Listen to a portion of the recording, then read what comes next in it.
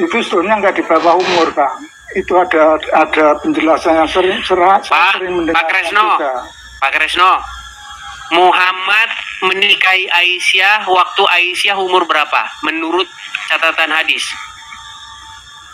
17-18 tahun.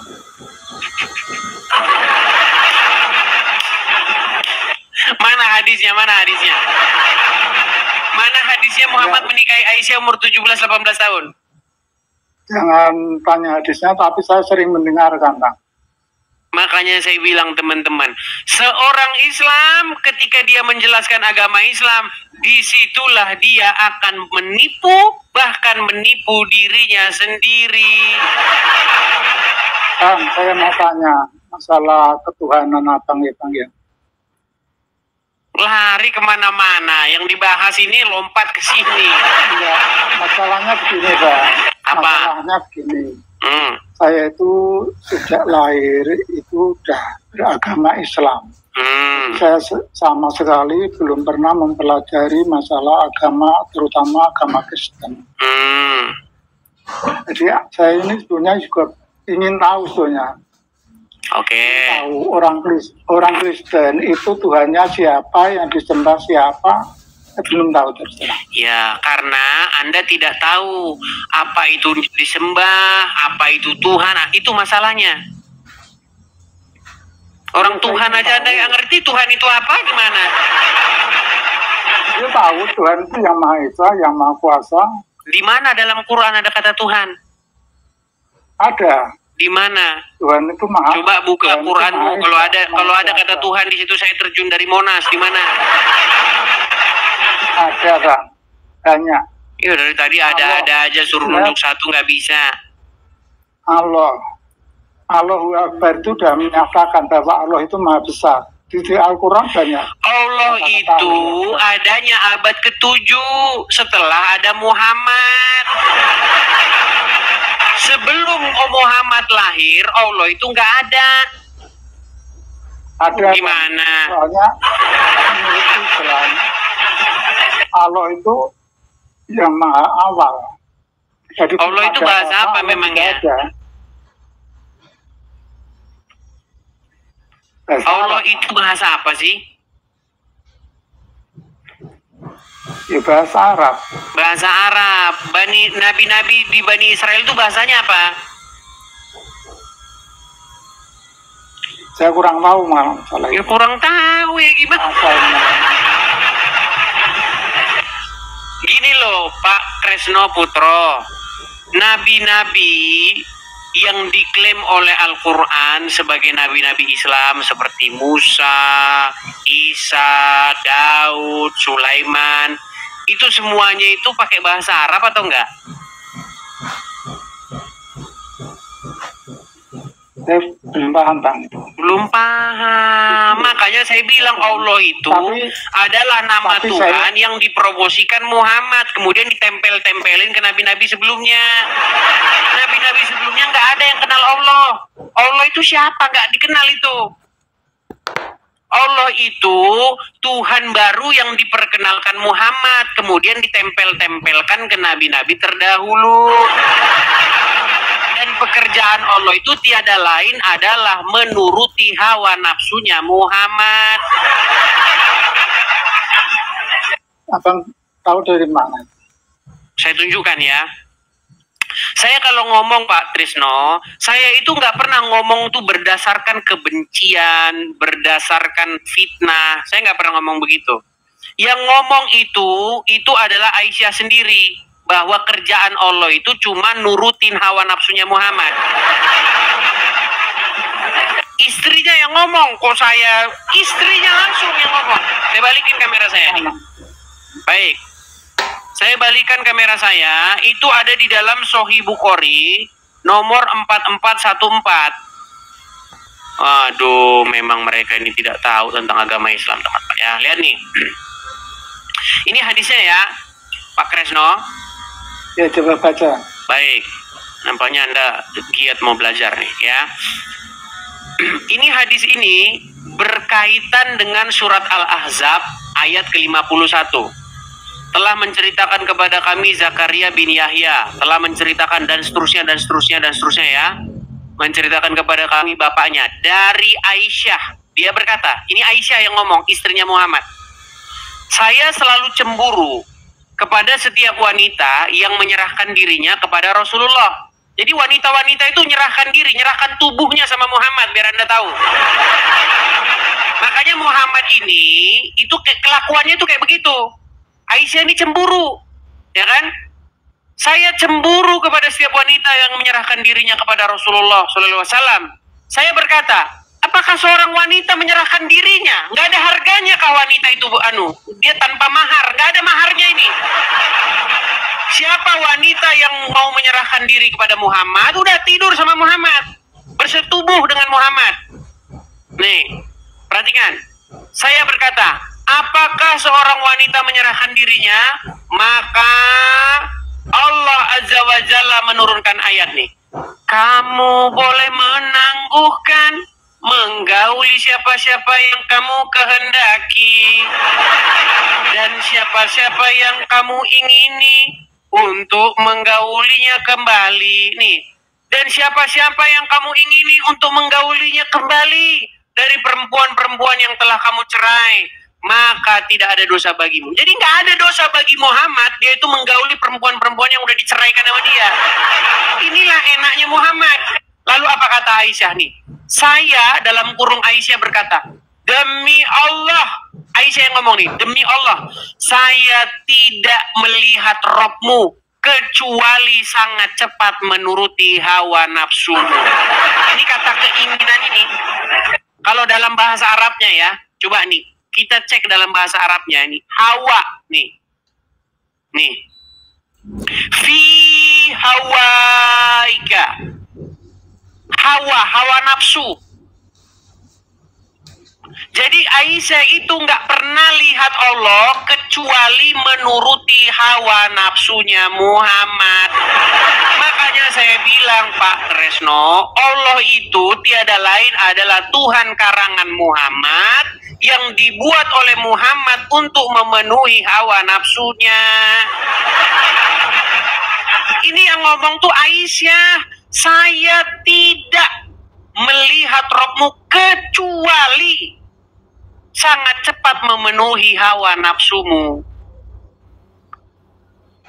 Kalau ada kata kecuali, itu berarti yang semuanya itu dikesampingkan. Contoh, tidak ada Tuhan kecuali Allah, berarti nggak ada Tuhan-Tuhan kecuali Allah. Nah ini juga begitu. Saya tidak melihat Robmu kecuali sangat cepat memenuhi hawa nafsumu. Gimana Anda ini yang ngomong Aisyah? Yang ngomong tuh Aisyah. Bukan saya yang ngomong. Gimana? Kalau saya yang ngomong, fitnah namanya. Ini udah istrinya sendiri berkesaksian. Wanita-wanita boleh menyerahkan dirinya kepada Muhammad tanpa mahar. Bahkan Muhammad boleh menggauli perempuan-perempuan yang sudah dicerai.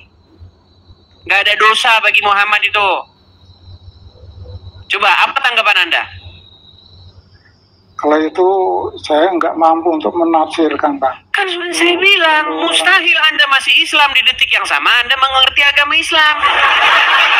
Makanya saya mengatakan begini, seseorang masih Islam karena dia nggak ngerti agama Islam. Tahu orang-orang yang pergi ke dukun menggandakan uang, tahu nggak? Kenapa orang pergi ke dukun menggandakan uang? Karena dia nggak tahu. Kalau dia tahu, mustahil dia pergi ke dukun menggandakan uangnya. Itu keadaan Anda seperti itu. Anda masih Islam itu karena Anda nggak tahu Islam itu apa. Makanya habiskan saja waktu dalam satu malam. Coba, semalam Anda aja mau mendalami agama Islam. Satu malam aja. Anda buka Al-Quran, baca, dalami, buka hadis. Satu malam aja. Malam itu saya pastikan Anda akan tidur dengan nyenyak. Dan pagi-paginya Anda merasa lega karena Anda sudah terbebas dari ajaran-ajaran yang nggak masuk akal. Dan pagi-paginya Anda akan telepon tukang loak. Halo bro, ini tukang loak, nomor tukang loak ya, tolong datang ke sini. Mau ngapain bro? Tolong ini angkat Quran sama hadis-hadis ini dari rumah saya. Itu kalau Anda mau sungguh-sungguh mendalami agama Islam. Tapi nggak bakalan tuh, nggak bakalan karena Anda tidak mau belajar. Kan sudah saya bilang, habiskan semalam saja, nggak usah banyak malam. 1 malam aja Anda belajar agama Islam. Karena Anda nggak mau. Itu masalahnya. Masalahnya begini, Bang. Kami sudah yakin sekali bahwa Al-Quran itu ajaran yang paling benar menurut saya. Walaupun dibaca tapi nggak tahu artinya, betul? Ya tahu tapi sebagian, tidak semuanya. Ya tangelam untuk Al-Quran mengkonfirmasi bahwa di dalam ayat Al-Quran itu ada ayat-ayat yang mutasyabihat. Tahu mutasyabihat nggak? Nggak tahu. Nggak tahu juga. Udah saya bilang nggak tahu. Teman-teman, apa kalian itu mau meragukan saya sih? Kalau saya itu udah 13 tahun diskusi dengan orang Islam, hasilnya itu semua nggak tahu itu, kata-kata nggak tahu itu semua. Karena ini, Bang, saya lihat tuh yang naik-naik juga orang-orang yang pengetahuan agama Islamnya masih rendah setara. Termasuk Anda. Iya, ya, Anda sudah mengakui kan, Pak Trisno? Iya, di sini kita belajar. Iya, ketika saya mengajari Anda, kenapa Anda menolak? Karena di dalam hati saya udah yakin bahwa Islam itu agama yang paling benar. Makanya ya, buang dulu segala dogma. Gini loh, sebenarnya ini satu satu statement saya yang cetar membahana dan kalian harus pegang sebagai pedoman hidup. Gini, meragukan sesuatu itu bukanlah kesalahan. Meragukan sesuatu adalah satu tahap awal untuk memahami sesuatu itu dengan benar. Jadi perhatikan, meragukan sesuatu itu bukanlah satu kesalahan, tetapi sebuah langkah awal untuk memahami sesuatu itu dengan benar. Jadi kalau Anda meragukan sesuatu, jangan takut. Misalnya Anda meragukan Quran nih. Jangan Anda, nanti ya kafir nanti nih saya meragukan Quran. Bukan. Itu langkah awal Anda untuk memahami Quran yang sebelumnya tidak pernah Anda pahami dengan cara demikian. Jadi jangan takut meragukan sesuatu. Itu bukti bahwa Anda sedang berpikir. Kalau Anda cuma yakin, yang penting yakin. Tahu kan ada gambar di jalan raya mancing, ya kan? Yang penting yakin, Bos. Mancing di jalan raya, yang penting yakin. Kalau cuma yang penting yakin, ngapain kesini? Jangan yang penting yakin, kita itu harus bernalar. Iman yang bernalar. Jangan iman yang nggak punya nalar. Jadi yakin. Mana? Karena begini, kadang-kadang orang itu tidak bisa menjelaskan, tapi tahunya itu kadang-kadang ya dari ceramah, dari ustadz, dari orang-orang yang lebih pandai. Oke, Pak Kresno, dari hadis yang barusan kita baca. Paham, tapi tidak bisa menjelaskan. Kadang-kadang orang itu ada banyak, enggak cuma 1-2 orang. Oke, dari hadis yang barusan kita baca, Aisyah bilang apa tadi? Dia tidak pernah melihat Allah kecuali begitu cepat menuruti hawa nafsunya Muhammad. Saya tanya, statement Aisyah itu benar atau salah? Saya nggak berani, karena itu memerlukan tafsir, Pak. Apanya lagi yang ditafsir, Pak Tresno? Itu kan sudah benar-benar jelas, sudah betul-betul self-explain namanya. Sudah nggak perlu dijelaskan lagi, itu sudah jelasin dirinya sendiri.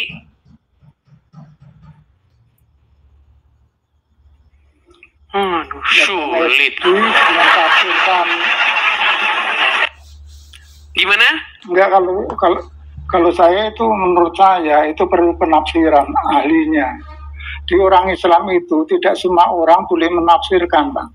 Apanya lagi yang ditafsir?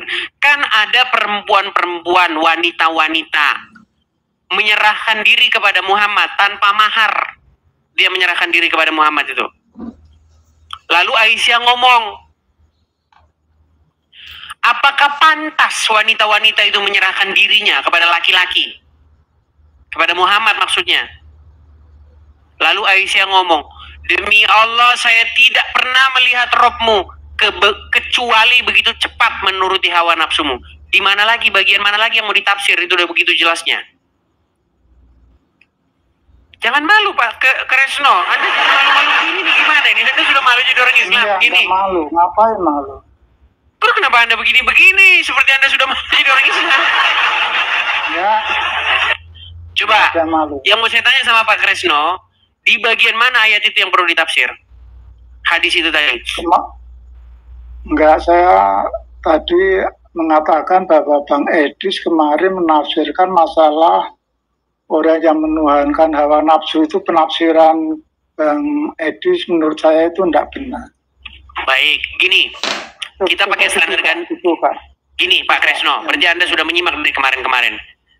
Sebuah perbuatan, ini suatu perbuatan itu harus didefinisikan yang sama sekalipun pelakunya dan objeknya itu berbeda.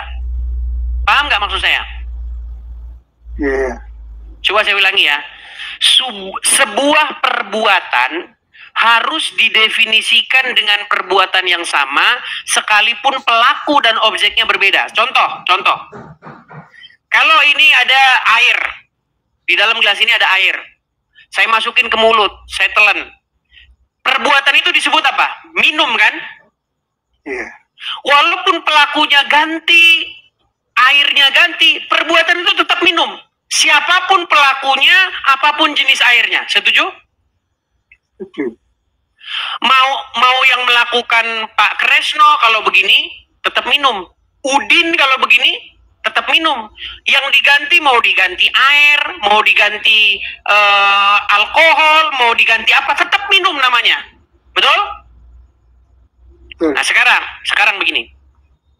Menurut Al-Quran, orang yang menyerahkan dirinya, menaklukkan dirinya, sehingga dirinya wajib mengikuti orang tersebut, mengikuti sesuatu tersebut, disebut mempertuhan. Setuju? Setuju. Oke, sekarang kenapa ketika itu diganti objeknya Muhammad, lalu Anda nggak mau itu menuhankan? Contoh, saya kasih contoh. Ada Udin. Udin patuh sama setan, tahluk sama setan, mengikuti apapun perintah setan. Berarti dia mempertuhan setan nggak? Nah, kalau setannya diganti nih, setannya diganti. Sekarang Muhammad, Udin tahluk kepada Muhammad, patuh kepada Muhammad, mengikuti apapun yang diperintahkan Muhammad. Sama nggak perbuatan itu mempertuhan? Sama, tapi kan bukan mulai Bang, yang Abang sampaikan itu tidak benar. Sebetulnya orang Islam mengikuti, tadi sudah saya sampaikan, orang Islam mengikuti Rasulullah, itu yang diikuti itu cara ibadahnya.